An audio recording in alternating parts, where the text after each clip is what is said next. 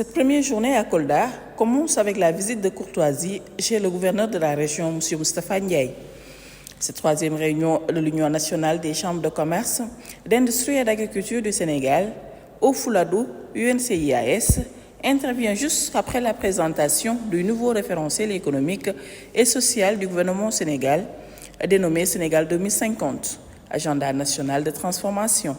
Une démarche qui place le secteur privé national au premier rang, soutient Abdoulaye Sow, le président de l'UNCIAS. La mise en place des pôles économiques viables et un cadre des affaires attractif, ainsi que l'industrialisation ambitieuse du Sénégal permettra de transformer nos richesses sur place. Cette démarche place au premier rang le secteur privé national. C'est pourquoi je voudrais, chers collègues, vous inviter à vous mobiliser autour de ce document stratégique qui porte le plaidoyer auprès de vos membres et de vos ressortissants afin qu'ils puissent s'en approprier. Si on vient pour faire l'Assemblée générale dans chaque région, c'est pour venir s'enquérir de leurs doléances. C'est pourquoi cet après-midi, nous devrons rencontrer le secteur privé et cela va nous permettre de capter leurs besoins et en même temps aussi de le transmettre au ministre de l'Industrie et du Commerce donc pour voir comment les satisfaire. Prenez l'exemple de Saint-Louis, par exemple, là où je suis. Nous avons installé des ponts bascules depuis 3 ans, 4 ans, alors que ces ponts ne fonctionnent pas. Kolda a besoin des ponts bascules. Ziguinchor en a besoin. Tout ça, c'est pour lever l'équivoque sur les tonnages.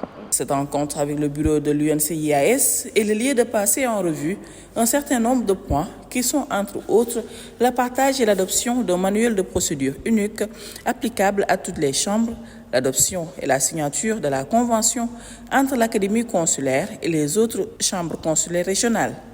À ce niveau, je voudrais rappeler que ce document est une exigence du décret 2003-827 du 10 octobre 2003 fixant les règles d'organisation des CCIA en son article 55, dernier alinéa.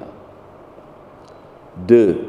L'adoption de la signature de la convention liant l'Académie consulaire aux chambres de commerce régionales. Le constat qui est fait est que la formation professionnelle, qui est le cœur de métier de nos institutions, n'a pas toujours la place qu'elle mérite dans la politique globale des chambres régionales.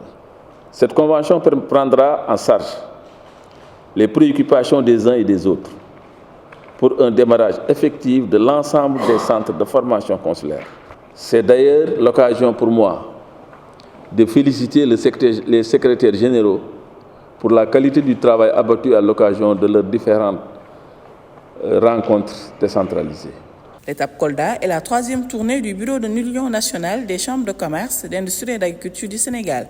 Après la réunion du bureau, une rencontre avec le secteur privé local est prévue, une façon de mieux s'imprégner des préoccupations de chaque secteur.